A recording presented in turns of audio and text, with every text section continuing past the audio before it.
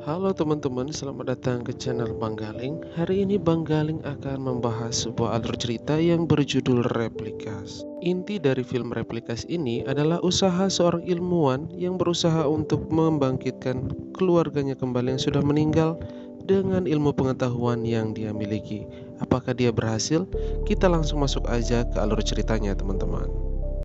Film dimulai dengan memperlihatkan seorang lelaki bernama William yang sedang melakukan penelitian di sebuah laboratorium milik Bionine Industry. Dan tak lama kemudian terdengar sebuah pengumuman bahwa donor penelitian telah tiba.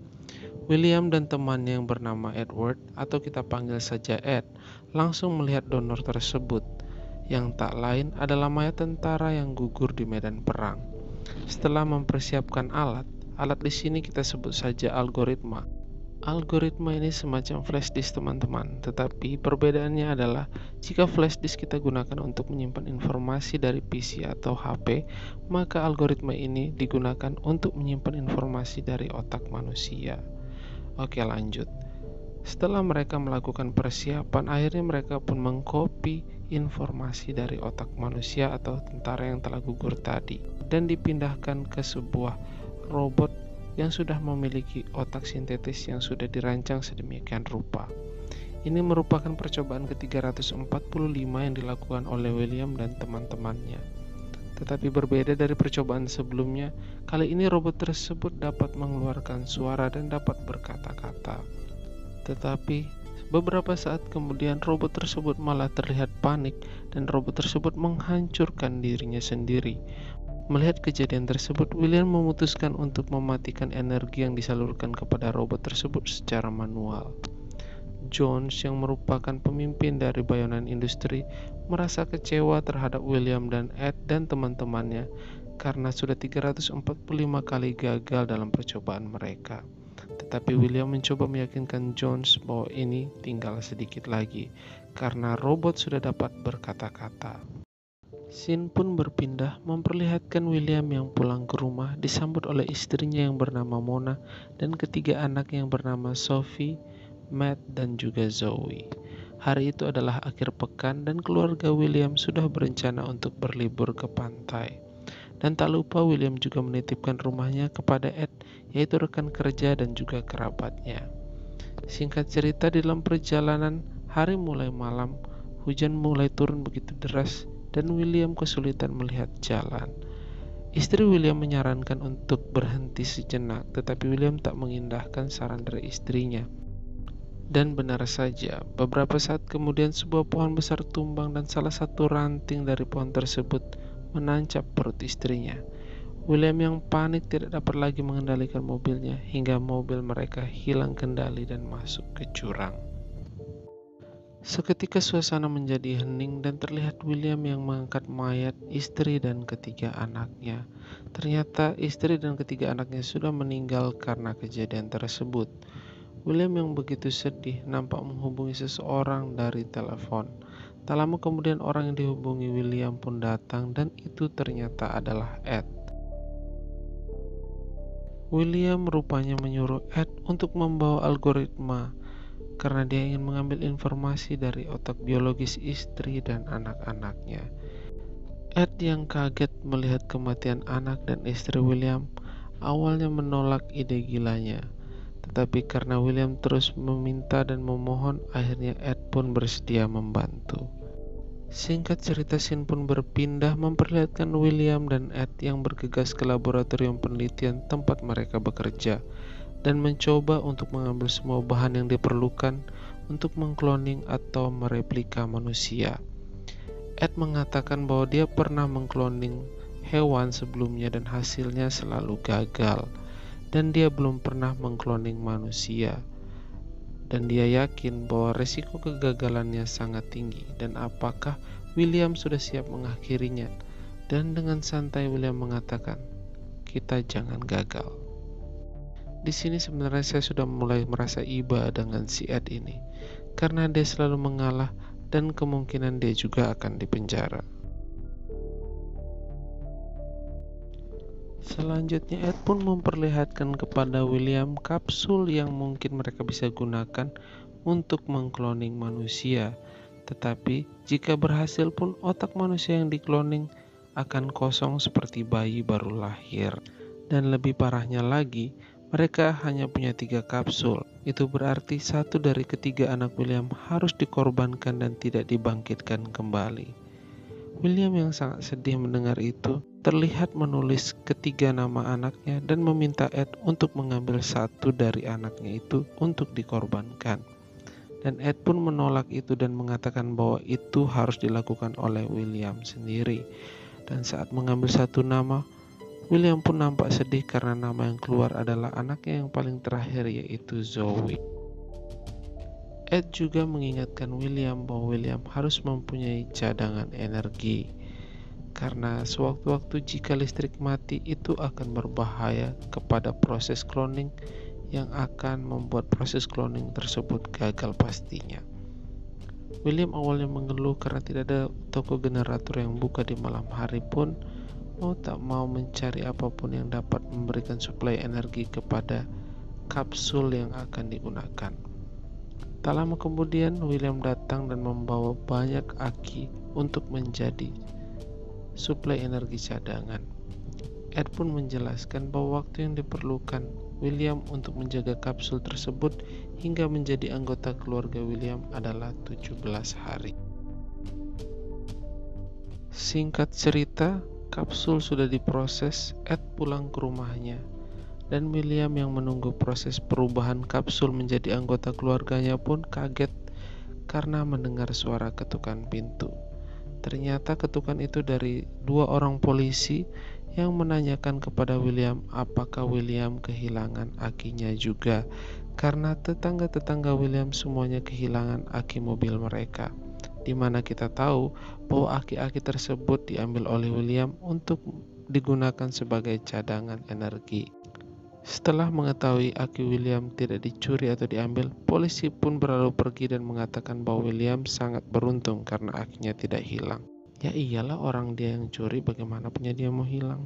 Di Bio9 Industry, Ed yang bertemu dengan Jones mengatakan bahwa William sedang terkena pneumonia jadi tidak bisa bekerja. Jones pun mengatakan kepada Ed bahwa jika percobaan mereka selanjutnya gagal, maka Ed dan William akan diberhentikan dari penelitian tersebut. Setelah bercakap dengan Jones, Ed pun langsung menghubungi William dan mengatakan apa yang terjadi. William pun memutuskan untuk masuk bekerja sementara Ed menjaga kapsul yang sedang dikloning di rumah William seorang diri. Scene pun berpindah memperlihatkan William yang sudah pulang dari Bio9 Industry dan terlihat seorang ibu-ibu yang ada di depan rumah William. Ternyata itu adalah gurunya Matt yang mencari Matt karena Matt tidak masuk sekolah sudah beberapa hari.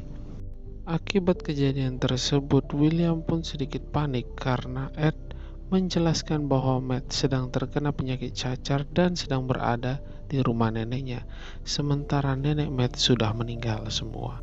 Melihat kejadian tersebut, William pun memutuskan untuk mengambil alih semua akun sosial media, baik dari game dan semua yang berkaitan dengan anak dan istrinya, supaya tidak terlalu terlihat bahwa anak dan istrinya itu sudah menghilang beberapa hari. Tak lupa dia juga membuat surat izin untuk menyekolahkan anak-anaknya di rumah saja. 15 hari sudah berlalu dan terlihat prosentase proses perubahan kapsul menjadi anggota keluarga William sudah mencapai 90%. Scene pun berpindah memperlihatkan hari ke-17 yang sudah tiba. Ed yang datang berkunjung sedikit merasa kesal karena melihat halaman rumah William yang penuh dengan majalah yang tak pernah diambil oleh William, di mana itu akan membuat tetangga-tetangganya merasa curiga. Nah, Ed mendesak William untuk membuka tabung kapsul tersebut. Awalnya William merasa berat hati karena belum ada solusi dan khawatir anak dan istrinya akan bersikap seperti robot percobaan sebelumnya. Setelah berpikir singkat, William pun memutuskan untuk menyuntik bius anak dan istrinya agar tidak sadarkan diri, dan bius ini hanya berlaku 3 hari atau 72 jam. Dan jika diberikan lebih dari 3 hari, maka akan beresiko merenggut nyawa anak dan istrinya untuk kedua kalinya. Setelah mereka membongkar tabung, Ed dan William pun sangat senang karena hasil cloning sangat mirip anak dan istrinya William.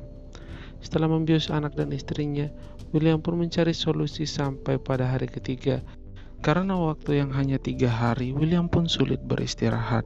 Setiap malam, dia hanya menonton video-video dari robot percobaan mereka yang ke-345 yang menghancurkan dirinya sendiri. Walaupun itu tidak membantunya untuk menemukan solusi yang tepat.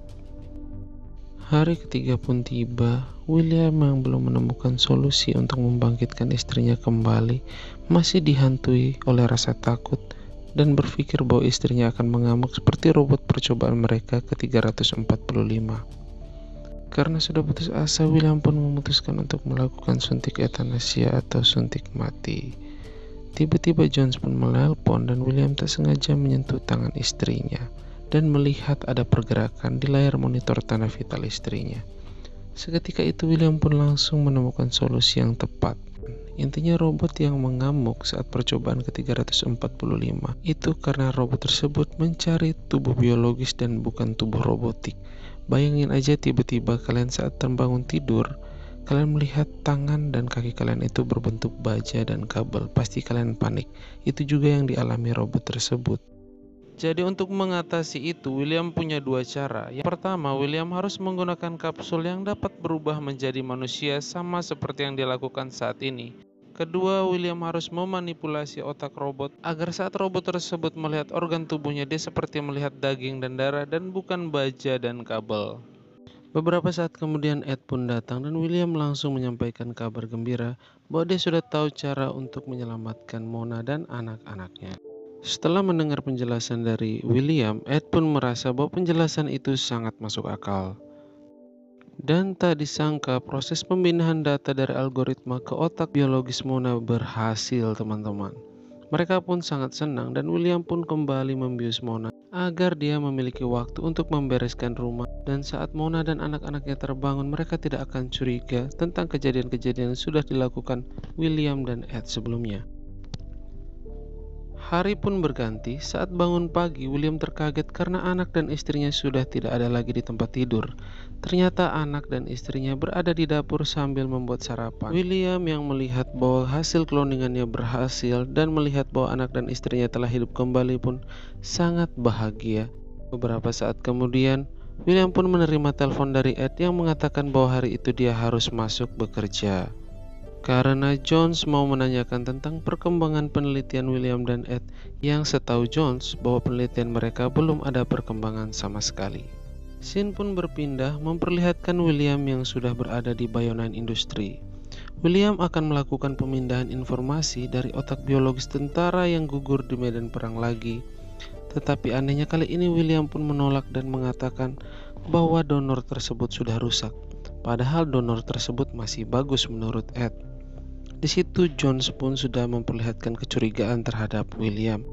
Ed pun bertanya kepada William kenapa William tidak mau melakukannya dan William mengatakan bahwa dia tidak akan melakukan hal itu lagi karena dia tidak ingin melanggar hukum alam. Tetapi Ed mendesak bahwa jika William tidak melakukan hal tersebut maka mereka semua akan masuk penjara. Setelah berpikir, William pun merasa apa yang dikatakan Ed juga benar dan akan berisiko terhadap keluarganya juga. Ia pun mengambil algoritma dan membawanya ke toilet. Ternyata dia mengambil informasi dari otaknya sendiri dan dimasukkan ke dalam algoritma. Ternyata tujuan William memindahkan informasi dari otak biologisnya ke dalam algoritma adalah untuk menjadi pembanding tingkat kesadaran otak biologis dan otak sintetis yang sudah mereka buat. Scene pun berpindah memperlihatkan anak dan istri William yang sibuk mencari telepon genggam mereka. Di sini Mona pun sudah mulai merasa curiga karena telepon genggam miliknya dan anak-anaknya semuanya tidak ada. Malam pun tiba, William yang pulang ke rumah disambut oleh Mona dan Mona mengatakan bahwa Sophie sedang demam. Mona juga mengatakan dia merasakan keanehan dalam dirinya karena dia merasa dia melupakan beberapa hal penting yang baru-baru terjadi, seperti kemarin dia dinas apa dan seperti apa perjalanan liburan mereka. William yang mendengar itu pun mencoba menenangkan istrinya dan mengatakan mungkin istrinya terkena demam dari anaknya juga, jadi dia hanya butuh istirahat. Setelah Mona pergi beristirahat, William pun melihat Sophie yang sedang demam. Ternyata Sophie bukan demam biasa, melainkan dia mengalami mimpi buruk yang terlihat sangat nyata, yaitu melihat kematian ibunya yang tertusuk oleh kayu, di mana itu adalah kejadian yang benar-benar terjadi. Melihat hal itu, William pun langsung mengambil alat dan juga algoritma untuk menghapus ingatannya tentang kecelakaan yang menimpa mereka yang lupa dia hapus sebelumnya. Setelah proses penghapusan selesai, tidak disangka ternyata Mona melihat kegiatan itu dan Mona mendesak William untuk mengatakan apa yang dilakukan William terhadap anak mereka. William yang terdesak oleh pertanyaan Mona mau tidak mau pun mengatakan yang sebenarnya, bahwa Mona dan anak-anaknya telah meninggal dan mereka adalah hasil cloning yang berhasil. Awalnya Mona sangat sedih dan merasa marah terhadap William, tetapi setelah mendengar penjelasan dari William, Mona pun memaafkan William dan mau menerima kenyataan yang terjadi. Esokan harinya, William bersama anak dan istrinya membeli pohon Natal. Mereka bertemu Ed yang juga sedang mencari pohon Natal. Saat Mona melihat anak kecil berbaju merah, dia seperti mengingat sesuatu, tapi dia tidak tahu itu apa. Dimana kita tahu bahwa saat melihat anak itu, Mona sebenarnya mengingat memori tentang Zoe. Malam harinya saat makan bersama, Sophie tiba-tiba menanyakan siapa itu Zoe. Karena ada tulisan nama Zoe di dalam lemari Sophie. William yang kaget mendengar pertanyaan dari Sophie pun menjawab pertanyaan itu dengan terbata-bata, dan itu membuat Mona mengetahui bahwa William sedang berbohong. Di tengah perdebatan mereka, tiba-tiba bel pun berbunyi, dan ternyata itu adalah Jones. Jones datang bertamu dan ingin berbicara empat mata dengan William. Dan tanpa basa-basi, Jones pun mengatakan bahwa dia mengetahui anak dan istri William adalah subjek bayonan industri yang berhasil. William pun mengajak Jones bernegosiasi bahwa dia akan mengabdi untuk bayonan industri dan akan memberikan semua pengetahuannya kepada bayonan industri. Tetapi Jones tidak boleh mengambil anak dan istrinya. Dan saat itu pun Jones berkata jujur bahwa bayonan industri bukanlah perusahaan biomedikal. Dan bahkan namanya pun bukan Jones. Mengatakan, bayangkan saja jika otak peretas terhebat dimasukkan ke dalam virus komputer atau otak pilot terbaik dimasukkan ke dalam drone. Jadi saat perang mereka akan menang dengan mudah. Mendengar hal itu, William pun kaget dan shock. Beberapa saat kemudian William pun memukul Jones hingga pingsan. Dia juga membakar algoritma otaknya dan juga mengajak istri dan anak-anaknya untuk lari.